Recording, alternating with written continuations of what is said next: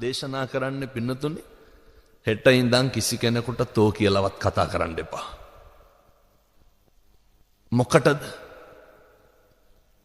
තෝ කියලා කතා කරන්නේ අනුන්ට එහෙමනේ. අපි අපිට තෝ කියලා බැනගන්නේ නෑනේ. ඒකේ අකුසලේ කාටද?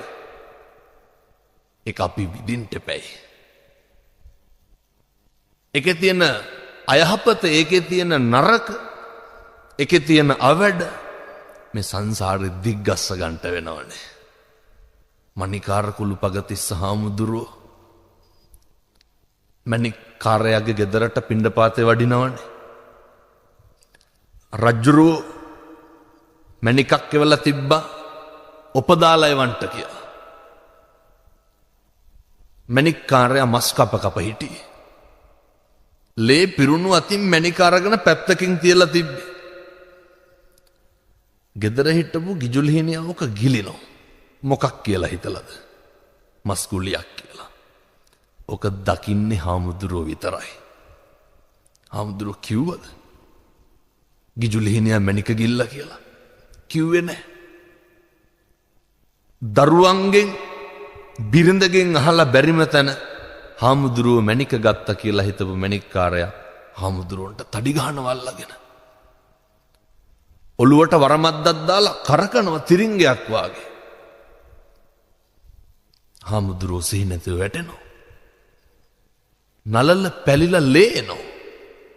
ගිජුලිහිනියා එනවා අර වැක්කිරන ලේ බොන්න. මණික්කාරයා ගිජුලිහිනියට හයියෙන් පාරක් ගහනවා. හාමුදුරුවෝ අහනවා මණික්කාරයාගෙන් බලන්න ගිජුලිහිනියා මැරුණද කියලා.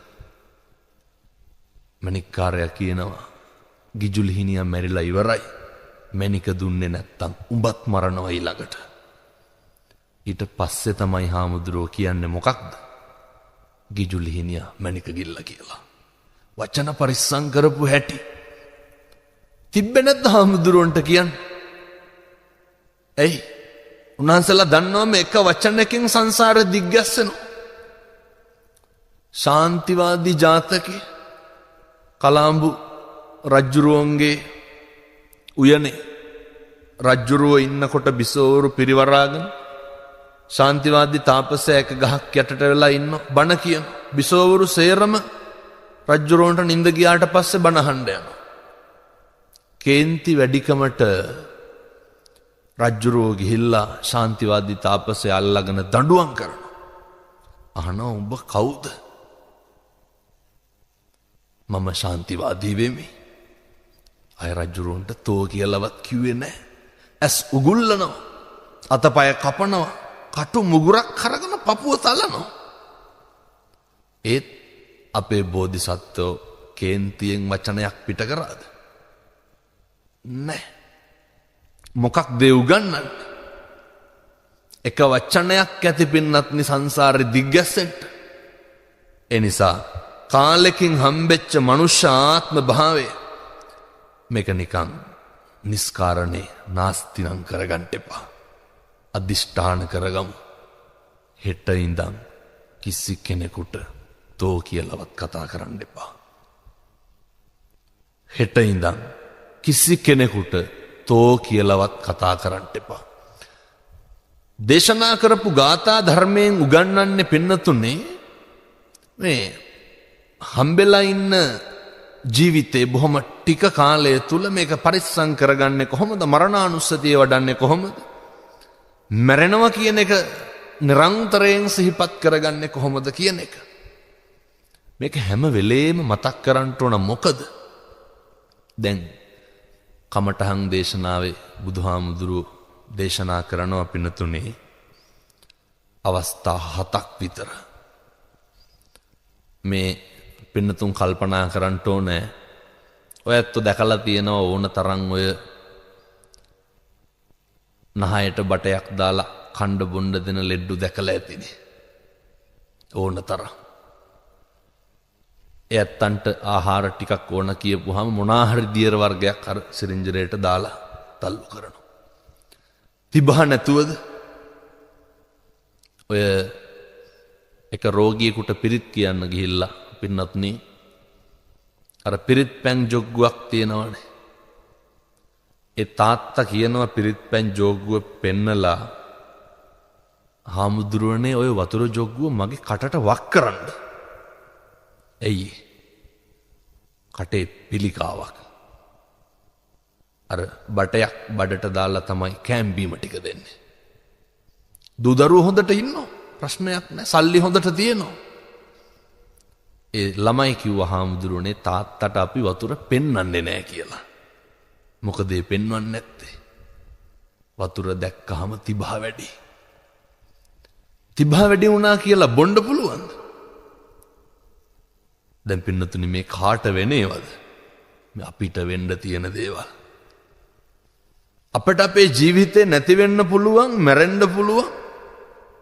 වතුර ටිකක්වත් නොබී. සා පිපාසාවෙන් අපි මැරෙන්න පුළුවන්. ඔය ටික කරගන්න මේකේ මොනවාද අපිට පිරිමහ ගන්න තියෙන්නේ? කාත් එක්කවත් මේ කාල සීමාව තුල ආගි උකරගන්න දෙයක් තියනවද? මේකේ පින්නත්නි අපිට බේරගන්න දෙයක් නැහැ. මේකේ අමුතුවෙන් කාත් එක්කවත් පහද ගන්න දෙයක්වත් නැහැ. පංගු බේරුකන් තියා ගන්න දෙයක්වත් නැහැ. ඒ මොකද? අත්තාහි අත්තනෝ නැති. බුදුවරු දේශනා කරනවා තමාට තමාවත් නැති කල කුතෝ පුත්තෝ කුතෝ ධන. කවර ධනයක්ද කවර පුත්තුද අපිට අපේවත් නෑනේ. මරණානුස්සති කමඨහන් දේශනාවේ තව එක කරුණක් තථාගතයන් වහන්සේ පැහැදිලි කරනවා. මොකක් හරි අසනීපයක් වෙලා ලෙඩ ඇඳට වෙලා ඉන්නකොට මේ ජරාවටයි ව්‍යාධියටයි පත් වුණාම පින්නත්නේ කායික වේදනාව වගේම අප්‍රසන්න මානසික වේදනාවක් තියෙනවා. අපි දැන් ලෙඩ ඇඳේ ඉන්නකොට එළිය වටපිටාවේ සද්දයක් ඇහෙනවා. හොඳින් ඉන්නකොට නම් දුවගෙන ගිහින් බලන්නේ නැද්ද? දැන් ලෙඩ ඇඳේ ඉන්නකොට කොහොමද පින්නතුනි ඔක බලන්නේ? සද්දේ මොකද්ද ඇහුනේ කියලා දැනගන්නකම්ම හිතේ මොකද්ද තියෙන්නේ? පීඩනය, සැකය. දැන් වැඩක් තියනවද මිල මුදල් වලින් එතකොට? වැඩක් තියනවද දරුවන්ගේ? නැහැ. එතකොට මතක් වෙනවා පින්නතුනේ අර හොඳට හිටපු කාලේ. අපේ අම්මලා තාත්තලා ගෙවල් දොරවල් වල රැයට නිදාගන්න කලින් අනිවාර්යෙන් බලනවනේ. දොරවල් වහලාද, ජනෙල් වහලාද, ලයිට් නිමලාද? පුදුම වගකීමෙන් නෙව බලන්න. එක වකවානුවක් එනවා අපිට. මේවා හොඳට තේරුම් ගන්න ඕන කාරණා. ජීවිතේ කැමැත්තෙන්ම කරපුවා ටිකක් තියෙන්නේ. කැමැත්තෙන්ම කරපුවා. අම්මේ තාත්තේ ඒවා අකමැත්තෙන්ම කරන්ට නොකර ඉඳ සිද්ධ වෙනවා. කැමැත්තෙන් කරපු බොහෝ දේවල් නොකර ඉඳ සිද්ධ වෙනවා. අකමැත්තෙන් කරපුවා සියල්ලම කරන්න වෙනවා. අප්‍රිය දේවල් සියල්ලම කරන්න සිද්ධ වෙනවා. කරපු දේවල් බොහෝ දේවල් අතාරින්න සිද්ධ වෙනවා. එහෙම නැද්ද? ජරාවට ව්‍යාධියට පත් වෙලා ඉන්නකොට මොකක්ද කරන්න පුළුවන්? දැන් මේ පින්නතුන්ට පුළුවන්ද මේ තියෙන දේශගුණික තත්වයන් එක්ක සුමානයක් නාන්න නැතුව ඉන්න පුළුවන්? අපට සිද්ධ වෙන්නේ නැද්ද නොනයිට්? මම මේ බොහොම සරල කාරණා කීපයක් කියන්නේ. පින්නතුන්ට තේරුම් ගන්න පුළුවන් විදිහට මේ කියන්නේ. ඒවා නොකර ඉන්න සිද්ධ වෙනවා. හිතිච්චහම කහට ටිකක් බොන්නේ නැද්ද අපි ඉක්මනට හදාගෙන? නොකර ඉන්න සිද්ධ වෙන්නේ නැද්ද? වේදනාව ඕක නෙමෙයි. ඌමනාව තියෙනවා. අවශ්‍යතාවයක් තියෙනවා. බැරිකම තමයි තියෙන්නේ ළඟට. බැරිකම. දැන් මේ පින්නතුන්ට හිතුනහම මේ මෑණියන්ට කල්පනා වුණා, දූ දරුවන්ට කල්පනා වුණා අම්මගේ උපන්දිනයට බණක් කියවන්න ඕන කියලා. එහෙමනේ. ඉතින් හරි ගස්සගෙන අපේ ගුවන් විදුලි අධ්‍යක්ෂකතුමාටත් මතක් කරලා සංවිධානය කරගත්තන් හරි කැමැත්තෙන්. මේවා නොකර ඉන්න වෙන කාලයක් එන්නේ නැද්ද? කාලයක් එනවා. විදාගම හාමුදුරුවෝ ඒකයි ලිව්වේ අද එයි මරු පින් කරගන්නේ කුමටද කුසලට කම්මැලි වන්නේ. බණ කියන මටත් අහන ඔයත්තන්ටත් මේක හරි පොදුයි. අපි අකමැත්තෙන්ම කරපුවා මේ පින්නතුන්ට පුළුවන් ද කවදාවත් ඉඳගෙන ඉන්න තැන මල මුත්‍රා කරන්නට බෑනේ. ඉඳගෙන ඉන්න තැන කෙල ගහන්න සෙමහලන්න පුළුවන්ද? ඒක හරි පිළිකුල්, ඒක හරි අප්‍රසන්නයි. ඔය කොරන්න වෙන්නද අපිට? යකමැත්තෙන් කරපුවා ඒ අප්‍රසන්න දේවල් අකමැත්තෙන් වුණත් කරන්නට වෙනවා පින්නතුනේ. ඔය ඉන්න ටික කාලය තුල මේ බණහන අපේ පින්නතුන් තේරුම් ගත්තා නම් මේ ටික කොරන්නද මෙච්චර හරියක් නැහෙන්නේ කියලා. ආය අපේ පොලිසි උසාවිය අවශ්‍ය වෙන්නේ නැහැ. මේකේ බේරගන්න දෙයක්, මේකේ පහද ගන්න දෙයක් මිනිස්සුන්ට ඉතුරු වෙන්නේ නැහැ. අවාසනාව තමයි පින්නතුන් මේවා තේරුම් ගන්නේ නැහැ. මේ හැම එකකටම තථාගතයන් වහන්සේ දේශනා කරනවා කර්මය දැඩි වූ කලමා කුමක් කරන්නද? කර්මය දැඩි වුණාම මා කුමක් කරන්නද? පින්නතුනේ ඔය පුබ්බකම්ම පිලෝතික අපදාන්නේ තථාගතයන් වහන්සේට పూర్ව කර්ම 12ක් විපාක දීපු විදිහ. මේවා සිහිපත් කරනකොට, මේවා අධ්‍යයනය කරනකොට අපිට හිතෙනවා අපි කොච්චර පව් කරලා ඇද්ද කියලා. බුදුවරුන්ට මේවා ඵල විපාක දීපු විදිහ. සුන්දරි පරිබ්‍රාජිකාව. සුන්දරි පරිබ්‍රාජිකාව නිසා තථාගතයන් වහන්සේට සමාජයෙන් අපවාද විඳින්න සිද්ධ වුණානේ. බුදුහාමුදුරුවෝ දේශනා කරනවා, මහණෙනි, ඒක මගේ පෙර අකුසලයක්. මතක තියාගන්න ඕන සියලු දෙනාම කොහෙන් හරි අපි අපවාදයක් විඳිනවා නම්, දැන් මේ පින්නතුන් කියනවා නේද, ඔය කරපු දෙයක්වත් නැහැ, කියපු දෙයක්වත් නැහැ, අන්තිමේ අපි වැරදිකාරයෝ වුණා කියලා. අපේ ගංගෙවල් වල කොච්චරවත්ව කියනවා. තථාගතයන් වහන්සේ දේශනා කරනවා ඒ පෙර අකුසල් අපවාදයට භාජනය වෙන්න, ඒවා පෙර කරපු පව්. උන්වහන්සේ මොකද එහෙම වෙන්නේ? පසේ බුදුරජාණන් වහන්සේ නමකට අපේ බුදුහාමුදුරුවෝ බෝධිසත්ව අවදීයේදී දෝෂාරෝපණය කරලා. බලන්න පින්නතුනේ, මේ බුදු වෙලත් අපවාද විඳින්න සිද්ධ වුණා. මොකද? පෙර කරපු අකුසල්. තථාගතයන් වහන්සේ දේශනා කරනවා ඊළඟට භික්ෂුන් වහන්සේලාට පෙර ලෝකේ පහළ වෙච්ච සබ්බාබිගු බුදුහාමුදුරුවන්ගේ නන්ද කියන ශ්‍රාවකයන් වහන්සේට කාම භෝගියා කියලා දොස් කියනවා. නන්ද කියන ශ්‍රාවකයන් වහන්සේට අපේ බුදුහාමුදුරුවෝ බෝධිසත්ව අවදීයේදී කාම භෝගියා කියලා දොස් කියනවා. ඔය දොස් කියපු එකේ අකුසලයේ කොහොමද විපාක දුන්නේ? මේවා හරි වැදගත්. වර්තමානයේ කොච්චර මිනිස්සු හාමුදුරුවෝ විවේචනය කරනවද? මේ අරහත් දජේ දරාගෙන පොරවගෙන ඉන්න ශ්‍රාවකයන් වහන්සේලාට, උන්වහන්සේලාගේ අකුසල්, උන්වහන්සේලාගේ ඇවැත්, උන්වහන්සේලාගේ වැරදි, උන්වහන්සේලාගේ අඩුපාඩු, ඒවා ඒ තමන් වහන්සේලාට ඒවා විඳවන්න විඳින්න සිද්ධ වෙයි.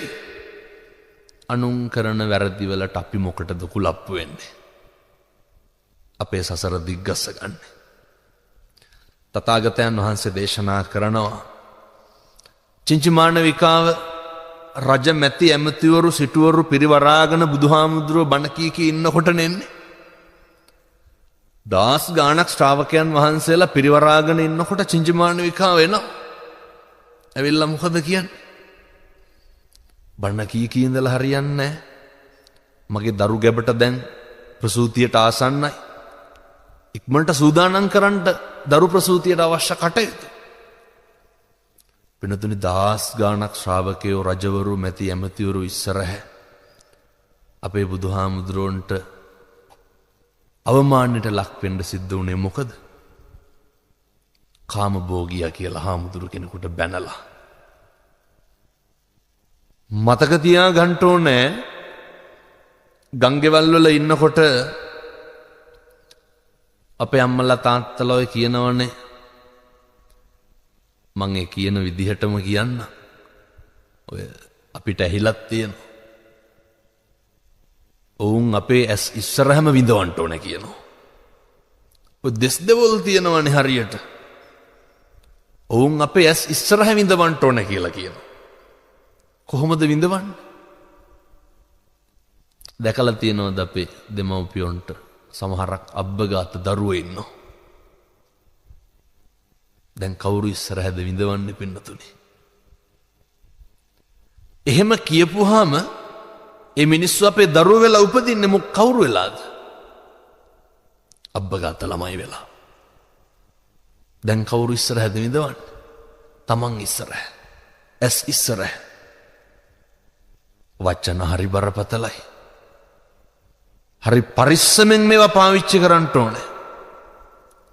නිකං නිස්කාරණය කිසි කෙනෙකුට මං අර මුලිනුත් පැහැදිලි කරේ තෝ කියලවත් කියන්න එපා. තෝ කියලවත් කියන්න එපා. ඒකේ විපාකය අපි විඳින්ට පැයි පින්නතුනේ. බුද්ධතරා උපාසිකාව හොඳට බණ කියන්ට පුළුවන් කෙනෙක් කුදු වෙලා හිටියනේ. පසේ බුදුරජාණන් වහන්සේ නමකගේ කොන්දෙ අසනීපේ ප්‍රශ්නය. බුද්ධතරාව මේක රඟ දැක්වුවා. අර හාමුදුරුව මෙන්න මේ විදිහට තමයි යන්නේ කියලා. අපේ ගංගෙවල් වල මේවට කියන්නේ ඔය මිනිස්සු පුදුම විදිහට ඇනුම් පද කියන්නේ.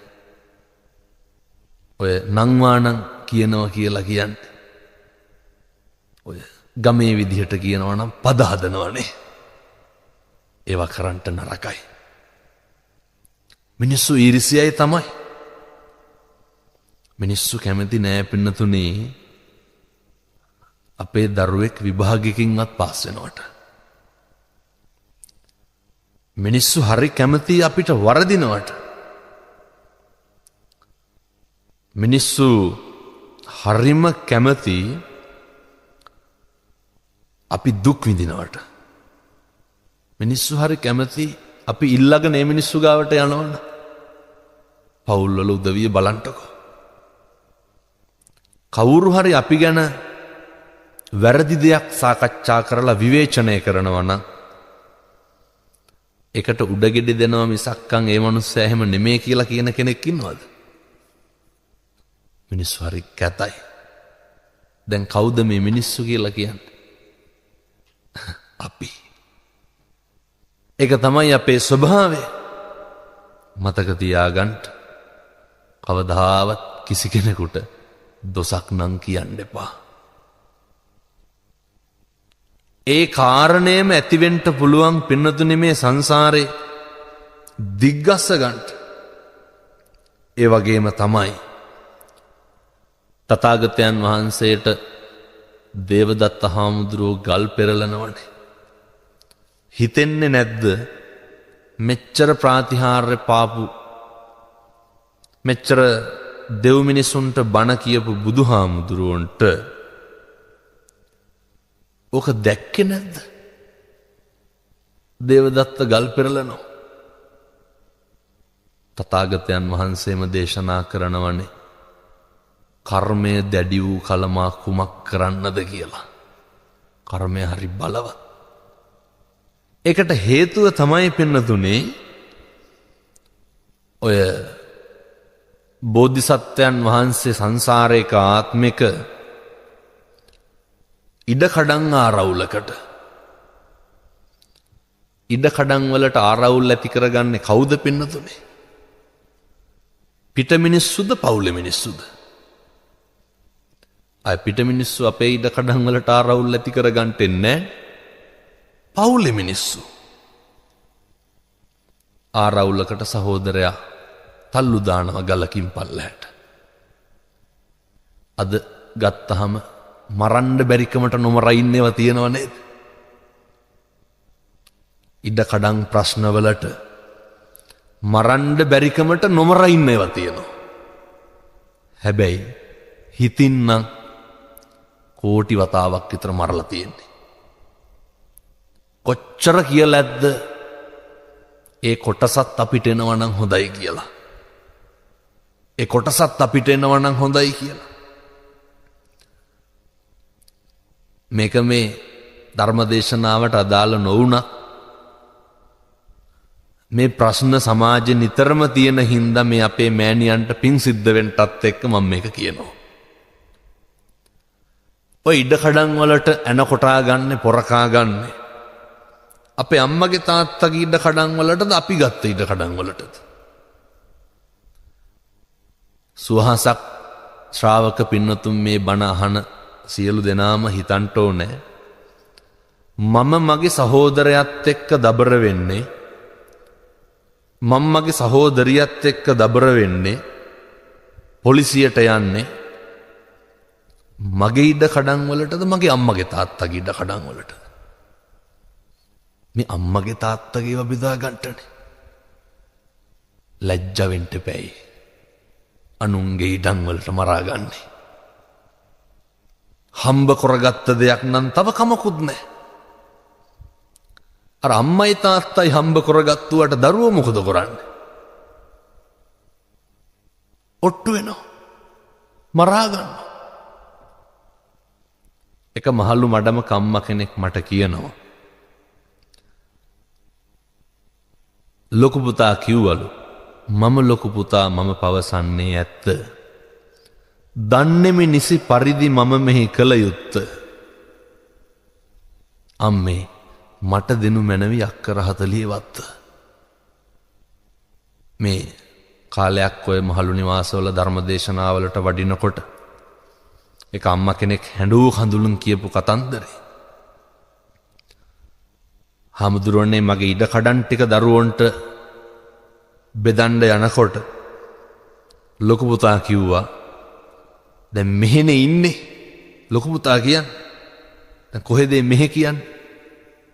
ලොකු පුතා ගාව. එහෙනම් ලියන්න. අනික් කට්ටියට දෙන්න, මට වැඩිපුර ලියන්න. මේ අම්මගේ ණය ගනුදෙනුව පියවන්න යන විදිය. අම්මා කියනවා පොඩි හාමුදුරුවනේ, ඒ කාලේ මගේ කටේ තිබ්බ ටොපිය උදුරකන කණ්ඩෝය ළමයි ටික පොර කනවා.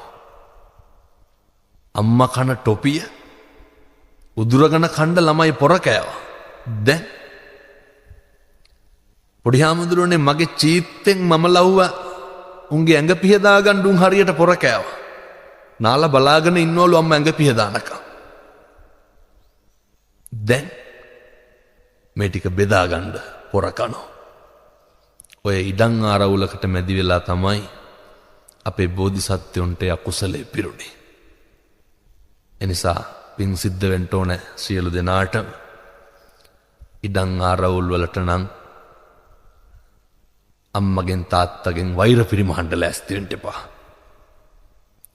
අහවලාට මෙච්චරක් දුන්නනේ එහෙනම් එහෙ ඉන්න ඕන කියලා කියන්ට නරකයි. සත්පුරුෂ පින්නතුනේ, අපේ බුදුහාමුදුරුවන්ට දුනු ආයුධ දෙව්වා දේවදත්ත හාමුදුරුව. දුනු ආයුධ තථාගතයන් වහන්සේ ඝාතනය කරන්නට කටයුතු කරා. හේතුව අකුසලය. මේ පොඩි කාලේ ඉන්නකොට පසේ බුදුරජාණන් වහන්සේ නමකට එක ආත්මයක ගලකින් ගහනවා. මතක තියාගන්න ඕනේ මේ කරන හැම එකකටම අපේ පිටිපස්සේ මොකද්ද තියෙන්නේ? අපි අර ගාතාවක් මං පැහැදිලි කරේ. භාසතීවා කරෝතිවා. යමක් කියයි නම් හෝ කරයි නම් ඒක තමයි සැප පිණිසත් දුක පිණිසත් ඔය හේතු වාසනා වෙලා තියෙන්නේ. මේ හිමිදිරි උදෑසන කල්පනා කරන්න ඕනේ වැදගත්ම කාරණයක් තමයි මේ ධර්මදේශනාවට මේ කාරණේ වැදගත් වෙන්නේ මොකටද? අම්මගේ උපන්දිනේනේ. මං සාමාන්‍යයෙන් පින්නතුනේ බණ 100ක් කිව්වත් 95 පොලකදී මේ කාරණේ කියනවා. අම්මයි තාත්තයි ගැන අපිට තියෙන්න ඕන හැඟීම කොයි වගේ එකක්ද කියන එක. කවදාවත් අම්මගේ තාත්තගේ හිත නම් රිද්දන්න එපා. අම්මගේ තාත්තගේ හිත රිද්දන්න එපා. ඒ මොකද පින්නතුන් විශ්වාස කරනවද අම්මා කිව්වොත් බුදු වෙන්නත් පුළුවන් කියලා? අම්මා කිව්වොත් බුදු වෙන්නත් පුළුවන්. මාතුපෝසක ජාතක කතාවස්තුව තියෙන. ඔය කතාවස්තුවේ නැව කැඩුනට පස්සේ අපේ බෝධිසත්වයෝ අම්මා කරේ තියාගෙන පීනගෙන එනවනේ. ඇවිල්ලා ගොඩින් තිබ්බ ගමන් අම්මා මොකද්ද කියන්නේ? මගේ පුතා මතු බුදු වෙන්න ඕන කියනවා. බුදු උනේ නැද්ද?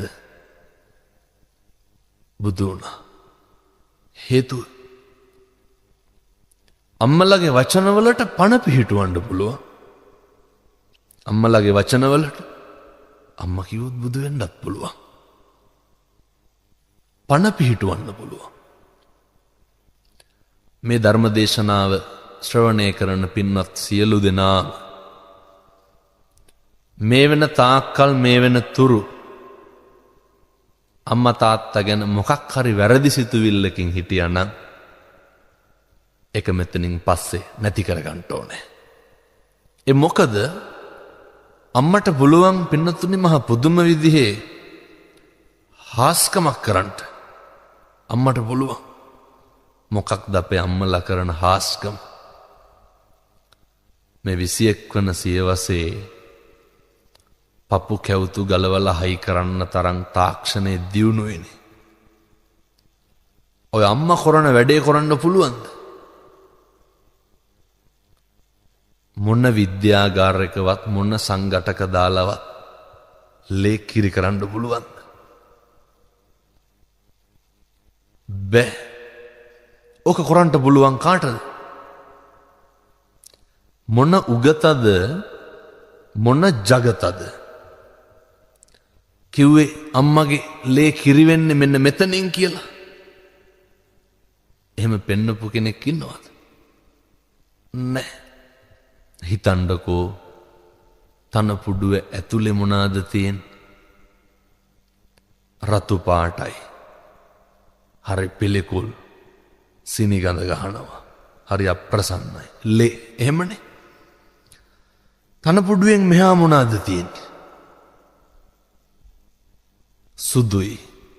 හරි රහයි. හරි ගුණයි. හරි පෝෂණීයයි. කිරි. හාස්කමක් නෙමෙයිද? ඔක කොතනින්ද ඔය ලේ ටික කිරි වෙන්නේ? නේ ඒක ශීර ග්‍රන්ථි වලින් වෙනවා වෙන්න පුළුවන්. කොහෙන්ද එන්නේ? මොකක්ද අමුද්‍රව්‍ය? ලේ. බුදුවරු දේශනා කරේ බුද්ධෝවිය මාතා බුද්ධෝවිය පිතා. මගෙන් පස්සේ ඉන්නව නම් කවුද ඉන්නේ? අම්මයි තාත්තයි. අම්මට පුළුවන් නම් මේ ලෝකෙ කිසි జగතෙකුට බුදුවරයෙකුට කරන්න බැරි ලේ කිරි කරන්න. අම්මලගේ වචනවලට කොච්චර හයියක් බලයක් තියෙයිද? කවදාවත් අම්මලා හොඳටත් එහෙම තමයි නරකටත් එහෙමයි. කිව්වොත් එහෙම කිරි උතුරන්න ඕන හරියන්න ඕන කියලා කවදාවත් ඒ දරුවන්ට වරදින්නේ නැහැ. ඒ කටින්ම කිව්වොත් එහෙම කවදාවත් හරියන්නේ නැහැ කියලා. කවදාවත් හරියන්නේ නැහැ.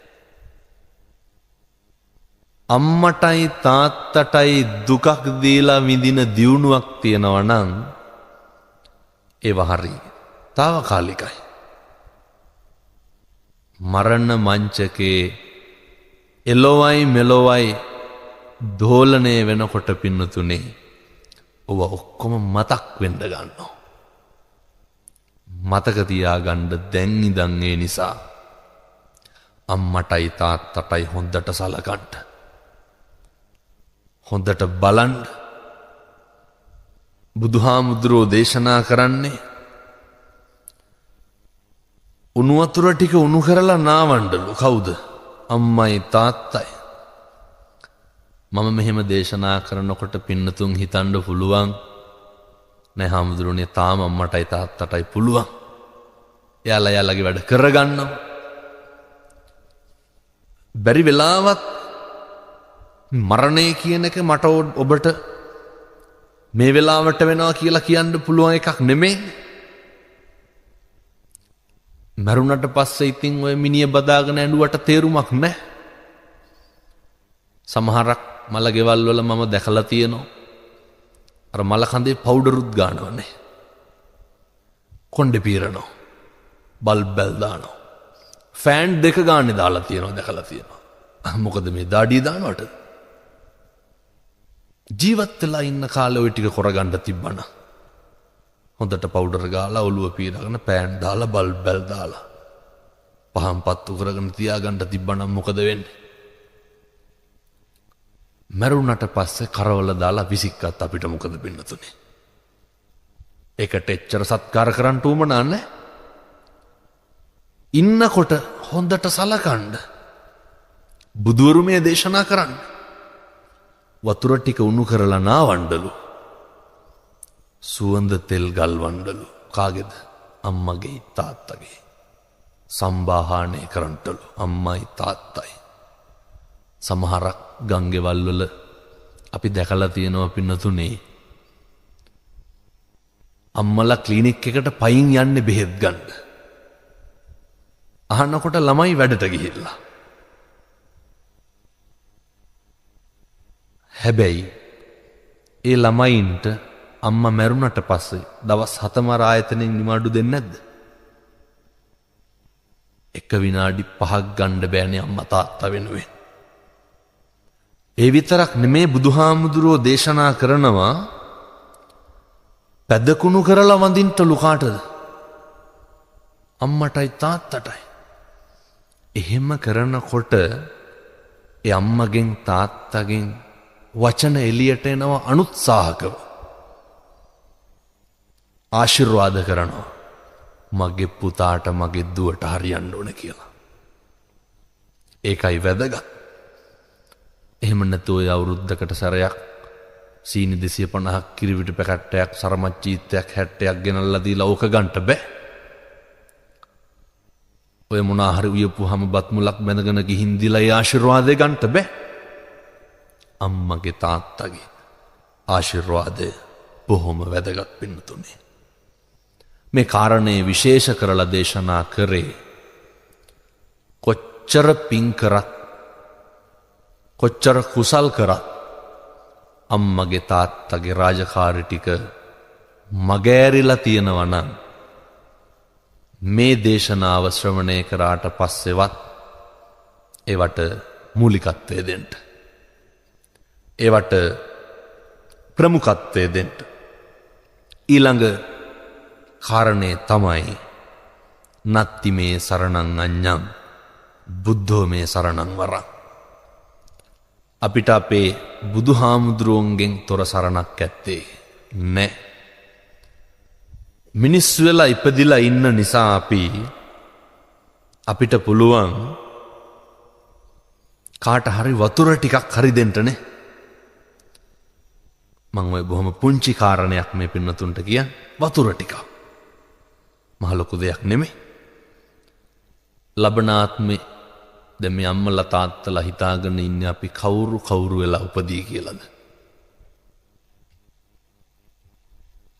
ඒක අවිනිශ්චිතයිනේ. සමහර පින්නතුන් කියනවා නරක තැනක නම් උපදින්න හේතුවක් නැහැ. හොඳ තැනක උපදී කියලා. මීට වඩා. එහෙනම් මොකටද පරක්කු මැරෙන්න? මීට වඩා හොඳ තැනක උපදිනවනේ. මොකටද මැරෙන්න බය? ඒවා හරි අවිනිශ්චිතයි. ඒවා අපි දන්නේ. කවුද දන්නේ උපදීද නැද්ද කියලා? දන්න එක දෙයක් තියෙනවා. මොකක්ද? ඉපදිලා ඉන්නවනේ. ඒක නොදන්න කෙනෙක් නැහැ. මේ ඉපදිලා ඉන්න කාලය තුල මේ ජීවත් වෙන කාලය තුල බුදුවරු පහළ වෙලා ඉන්න කාලය තුල ෂණ සම්පත්තිය තියෙන කාලය තුල හාමුදුරුවෝ ඉන්න කාලය තුල බණ අහන්න පුළුවන් කාලය තුල පින්නතුනේ බුදුහාමුදුරුවෝ හැර වෙන සරණක් නැහැ. ධර්මයේ හැර වෙන සරණක් ඇත්තේ නැහැ. සංඝ රත්නයේ හැර වෙන සරණක් නැහැ. බුද්ධ රත්නේ ආනුභාවේ සරණ කොච්චරද කියනවා නම් උන්වහන්සේට ගරු කරන්න, ඒ විදියට හැසිරෙන්න. මතකද මේට අවුරුදු 21කට කලින් සුනාමි ආවා. කොන්ක්‍රීට් ගොඩනැගිලි බිල්ඩින් ගලවගෙන ගියා. තින්ත පතුරක් ගැලවුණු එක බුදු පිළිමයක් තිබ්බද? නැහැ. ස්වභාවික ව්‍යසන කොච්චරවත් සිද්ධ වුණා. හෙල්ලිච්ච බුදු පිළිමයක්වත් තිබ්බේ නැහැ. ඒ තමයි ස්වභාව ධර්මයේ තථාගතයන් වහන්සේට ගරු කරන විදිය. අපි කොච්චර කරන්න ඕනද? බණ පටන් ගන්න කලින් අපි පැහැදිලි කරේ ධම්මෝ හවේ රක්කති ධම්මචාරී. ධර්මයේ හැසිරෙන්න. එතකොට නිරන්තරයෙන්ම පින්නත්නේ ධර්මයේ විසින් ආරක්ෂා කරනවා ඇති. ධර්මයේ හැසිරෙන්න කියලා පැහැදිලි කරනකොට ඔය ඇත්තන්ගේ ඔළුවට එන්න පුළුවන් ගෙවල් වල මේවා කොහොමද කරන්නේ? පීඩණය වැඩි. ඒ නිසා අවසාන වශයෙන් කල්පනා කර ගන්න ඕන, ඉගෙන ගන්න ඕන. පීඩණය වැඩි වෙන්නේ කාගෙන්ද? මේ බණහන පින්නතුන්ට කවදාවත් පීඩණය වැඩි වෙලා තියෙනවද? තමන් නිසා. උදාහරණයක් විදිහට කේන්ති ඇවිල්ලා තියෙනවද මේ පින්නතුන් හින්දා කවදාවත්? දැන් ඔය දවල්ට ගෙදර නිකන් ඉන්නකොට කවදාවත් කේන්ති යනවද? නැහැ. කුණුහරුපයක් කිව්වනම් කිව්වේ අපිටද අනුන්ටද? අපි අපිට කුණුහරුපෙන් බැන ගන්නවද? බනින්නේ අනුන්ට. අකුසල් පිරෙන්නේ කාටද? අපිට. වෛර කරන්නේ කාටද? අපි අපිට වෛර කරන්නේ නැහැ. වෛර කරන්නේ අනුන්ට. අකුසලය තමන්ට. මතක තියාගන්න. වැඩිපුරම පව් පිරෙන්නේ, අකුසල් කරන්නේ කවුරු නිසාද? අපි හින්දා එහෙම නෙමෙයි. සියල්ල කරන්නේ අනුන් නිසා. ලෝභය ඇති වෙන්නේ අපි ගැනද අනුන් ගැනද? අපි ගාව තියෙන එකට අපිට ලෝභයක් ඇති වෙන්නේ නැහැ. දෙන්න ගියපුවාම තමයි ලෝභය ඇති වෙන්නේ. ද්වේෂය ඇති වෙන්නේ. අකුසල මුල් ප්‍රධාන වශයෙන් හටගන්නේ අනුන් මත හිතන්න කල්පනා කරන්නට යනකොට. වැඩක් නැහැ. ඒ කවුරුවත් මරණ මංචකේ එළවයි මෙලොවයි දෝලණය වෙනකොට ඊළඟ ආත්ම භාවයේ සැපද දුකද කියලා තීරණය කරන්න ඇත්ත හේතු වෙන්නේ නැහැ. අපි හිතලා අපි කියපුවා අපි කරපුවා තමයි සැප පිණිසත් දුක පිණිසත් හේතු වෙන්නේ. අභිවාදන සීලිස්ස නිච්ඡං වද්ධා පචායිනෝ චත්තාරෝ ධම්මා වඩ්ඩන්ති ආයුවන්නෝ සුඛං බලං. හාමුදුරුවරුන්ට ගරු සත්කාර කරනකොට මහන බමුණන්ට සලකනකොට බුද්ධ රත්නය ධම්ම රත්නය සංඝ රත්නය විශ්වාස කරලා කටයුතු කරනකොට ආයුවන්නෝ සුකම් බලං ආයුෂය වර්ණය සැපය බලය ප්‍රඥාව වැඩි වෙනවා වැඩි දියුණු වෙනවා වර්ධනය වෙනවා පුඤ්ඤං චේ පුරිසෝ කෛරා කෛරාතේ තම් පුනප්පුනං තම්මි චන්දං කෛරාත සුකෝ පුඤ්ඤස්ස උච්චයෝති කල්පනා කරන්ට කෛරාතේ තම් පුනප්පුනං කරපු පින් නැවත නැවත සිහිපත් කරන්ට එතකොට තමයි ඒ වගේ ආනිසංස වැඩි දියුණු වෙන්නේ වර්ධනය වෙන්නේ